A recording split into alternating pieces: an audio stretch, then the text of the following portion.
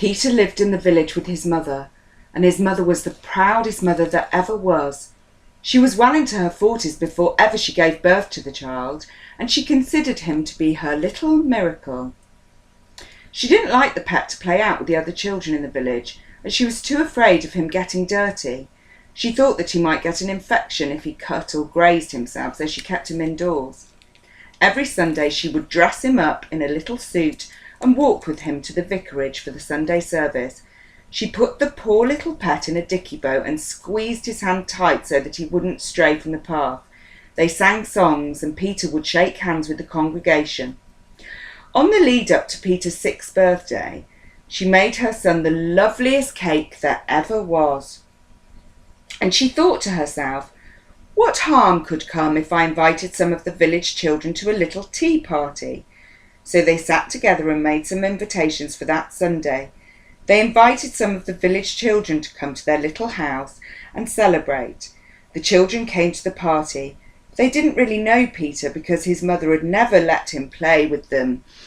But they were curious, and curiosity usually leads to somewhere. His mother was ever so pleased that the party was well attended. Wendy made games with them to play, and all of the children were enjoying themselves, all except for poor little Peter, who sat by himself in the corner of the room away from the others. The other children were happy as Larry playing with one another and paid no attention to Peter.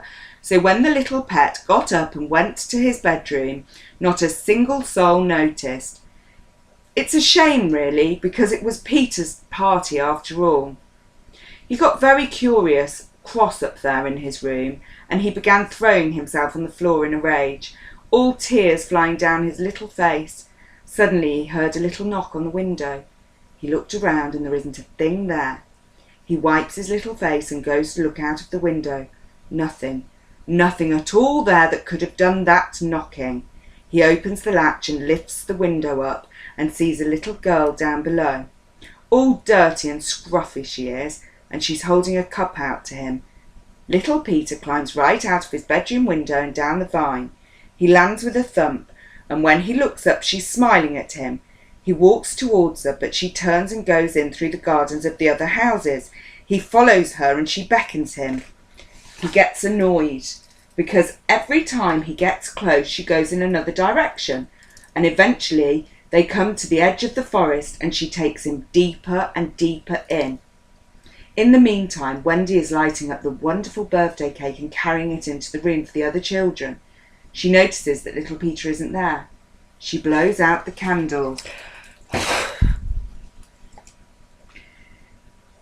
And the other children moan.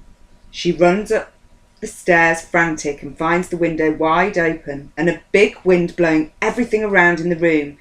She grabs the other children and takes them out into the street. She's calling and wailing for her little Peter. Beside herself she is. The other village folk start coming out from their houses and join in the search. Eventually, just as dusk starts and the wolves begin to howl, they come across little Peter, all curled up under an elm tree with a little wolf cub. A cup lies empty on the ground beside them. Someone from the party shoots the wolf cub. There's a cry of uncertain horror from the rest of the search party, but when his mother scoops him up into her arms, they cheer with relief. When they arrive home, she invites some of the folks in and they all have a slice of the delicious birthday cake. Peter is happy as Larry because all of the attention is on him. Everybody begins to leave and she fetches Peter some hot milk. She says the good Lord's Prayer and she tucks him up tight in bed. They both fall fast asleep. When they wake up, it's a bright, sunny day. Only the little pet can't stop itching and writhing around in pain. She runs him a bath, and when she strips off his clothes, he's covered in hair. Poor little thing, pet down, chest down, is nothing but a wild animal. She plonks him in the tub and takes a razor to the hairs, but the more she shaves, the more the hairs grow back, and little Peter writhes and screams and hollers from the pain. She doesn't know what to do for the poor pet, and becomes more and more anxious.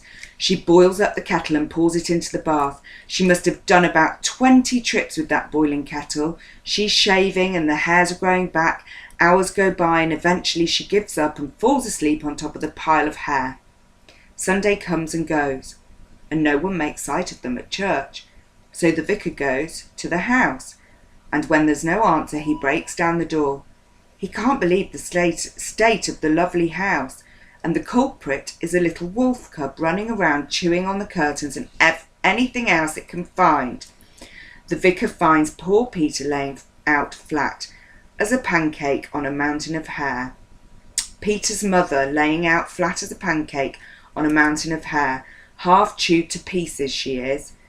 They gave her a burial in the vicarage, and some say that when the village goes dark, a little wolf cub can be seen playing around her grave.